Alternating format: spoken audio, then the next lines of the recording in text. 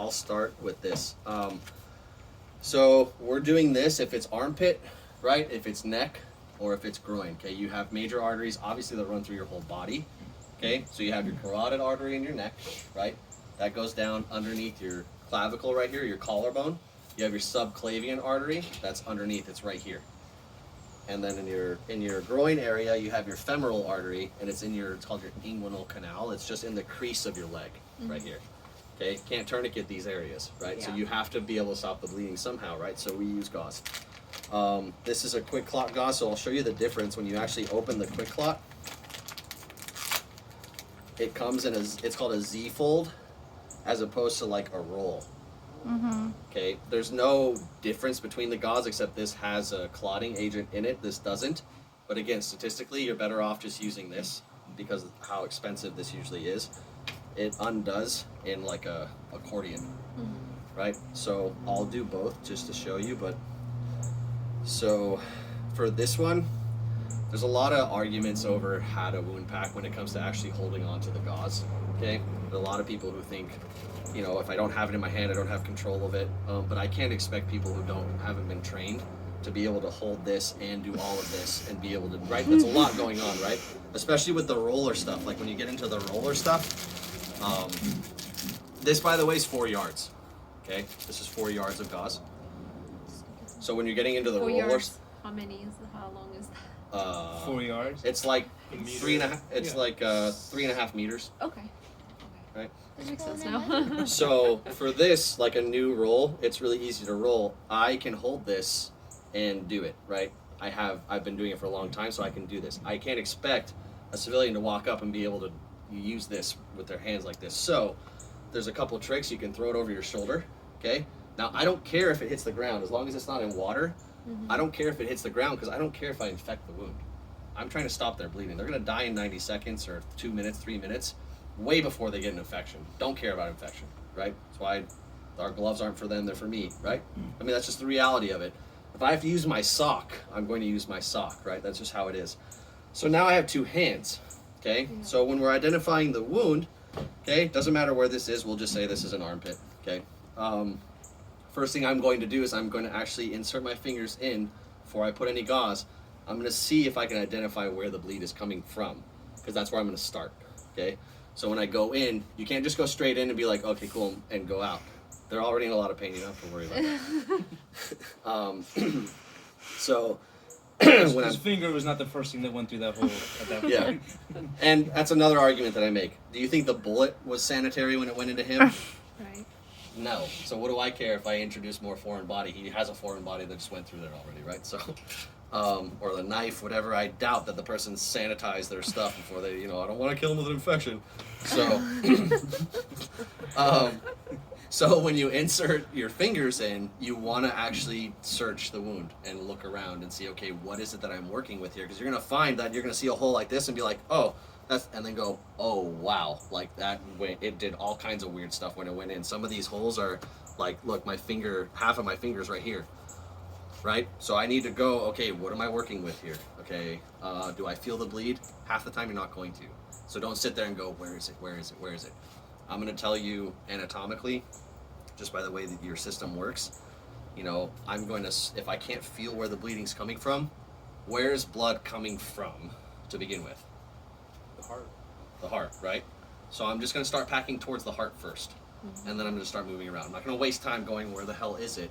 Because if I'm shot here, right, I'm probably bleeding from this side because the venous return, this is going to run out way faster. I'm going to bleed out this way, right? So I'm going to pack towards the heart. So if I can't feel where it's coming from, we'll just say that the heart's this way for intensive purposes. Okay, cool. I don't feel it, so I'm going to do it from this method, just over my shoulder, and I can pull, right? And you just keep pulling and keep pulling. The first thing that you do, 2 methods, it's kind of up to you, whatever you want to do. I have a preferred method. You just make a ball. You call it a power ball, okay? In relation to the size of the hole, obviously I can't make this giant wad. I won't be able to fit it, right? But I just make a ball, okay? And I'm going to take my finger, and I'm going to put it in, okay? And so now I've started.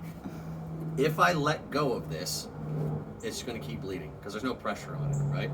So this is where the wound packing, where it takes a lot of practice, because I have to be able to get more gauze in here without taking pressure off of this wound if I found it, right? If I haven't found the source of bleed, I'm just going to start packing and keeping, you want to keep pressure regardless of if you can feel it or not. So now there's two methods. I can seesaw like this, or I can feed gauze to my finger. So I'll do both, okay? So if I want to seesaw, I'm going to go in, take this finger out. Then I'm going to loop this. I'm going to go in, take this finger out. So I'm constantly putting pressure on the wound without removing any gauze from here. I'm just adding more to it, okay? It's also weird doing it from my shoulder. I haven't done this in a while. So I'm doing this, right? So this is what I would call the seesaw method, okay? So I'm just alternating fingers. The method that I like to use, I don't like it over my shoulder, but that's okay, is I like to feed it with one hand. Go ahead. No, I was just thinking about the other one that was like a I'll show accordion. you. So that one you can still throw over some of them, but some of them they vacuum sealed, so it's compressed, it's called. So you actually have to remove it physically with your hands. That one, it just takes more practice. But that's why I said, like, you're better off using this anyway. So if I'm going to use my method, I'm just going to feed it here, and I piston. So now this one holds pressure, but I don't remove this finger all the way. I'm just showing you. I'm just feeding it to that finger. I'm doing this. So this left hand's holding pressure, right? My right hand finger lets go. My right hand goes back in, and then I let go with this finger. So what that looks like in the wound is I'm holding pressure. I'm feeding this. Now this one's holding pressure. I do this, and then let go. I feed this, let go. Feed this, let go. Feed that, let go. And I'm just doing this with my fingers. wound packing. Called wound packing. That's how I like to do it, but both are fine. The point is, I don't care how you do it, just don't let go of pressure, right? You're gonna see this. There's a video that's going viral online right now of this girl who's doing this. She's putting gauze in, and then she's taking it out and going, oh, it's bleeding. And then puts more in, takes it out, and she's doing this. And I'm just like, what are you doing? No. It gives me a lot of anxiety. But, so, you want to wound pack it, and you want to keep pressure on it best that you can. You know, you can only work with what you can work with. So wound packing, and I'm starting here. Once I start to feel resistance, I'm going to start filling, you want to fill the whole void. Every single part of this hole has to have gauze in it, or else you're not going to hold any pressure, right? So I might change fingers, so I switched to my thumbs because my finger was getting tired. Okay, so now I'm just switching to my thumb to feed it. Doesn't matter, as long as I'm holding pressure. Okay, now remember I said this was 4 yards, 3.5 meters of gauze. I'm out of gauze, and the void's not full. You get more gauze. You know, if I have to let go, I have to let go, but it's good to have it on hand, because if I have to hold pressure, I can sit here and do it. You know, I can do it one-handed if I have to. Remember what he said earlier, most eye packs only come with one little gauze. They come with one of these. So if you're SOL, you're SOL at that point, you know. But then I have another roll. And there's no rule saying you can't add more gauze to your eye pack. No, like, yeah, you can always put more. I have a ton. So there's a documented case of a guy who was shot in the groin, he was shot in the pelvis, and they used 16 rolls to fill it. Wow. 16. Unbelievable. He lived, but there's a lot of gauze. That's a lot of t-shirts, right? That's a lot of t-shirts, yeah. So this is how I do it. If you don't have any more gauze, but you have socks or any other clothes, you can. Shoes. Oh, Shirts, socks, anything that's going to create pressure. Because if you started with gauze, that's what's kind of setting because all I'm doing if I don't create pressure is I'm just wicking it, right? I'm just getting it wet, right? Which is why I said if you're using this and you don't pack it properly, the clotting factor doesn't matter. It's getting washed away with the blood, right? It doesn't matter. Yeah, you just have to pack it. Right? If you pack it right, you're going to do just as good of a job. So I'm not saying it's bad. If you know how to pack really well, it's a great tool. That should go on first. But you can't just like. But you can't just be like, cool, got it, you know? And then just work. No, you have to keep pressure on it. In a non-tactical setting, if I'm not using a clotting agent, you want to hold pressure for 5 minutes. Like I want to actually sit here and hold this, right? I don't have time for that in a tactical setting. Can't sit there and just hold this, right? So I'm gonna keep packing this, so you can see how I do it this way with the roll. I can actually feed it with my hands. Like I can do this, I do pretty quick, but it just takes practice. So for the time's sake, all right, you want to pack it above the skin. You want to get it above the layer of the skin because when we wrap it with a bandage, it's going to create more pressure, right? So let's say I'm here, okay, so I'm pretty packed, right? And I have this left over. All I'm going to do is shove this on top, right? So now that's not going to stay, obviously, so now we need to wrap it. I'll use this because this is what you guys are sending over. This is just a regular ACE bandage that you buy, right? And it doesn't matter. We can do it on the block just to show you, but I'll let you guys practice on each other so you guys can get an idea of how to do the armpit, and I can show you different ways to wrap it. But all you're going to do is over the injury site, okay? I'm going to lift the block up. So the first wrap, you want to go above or below, and then the second wrap, you want to do the opposite. So if you go below on the first one, you go above on the second one. So I'm going to go below for one, and then on the next one, we're going to go above.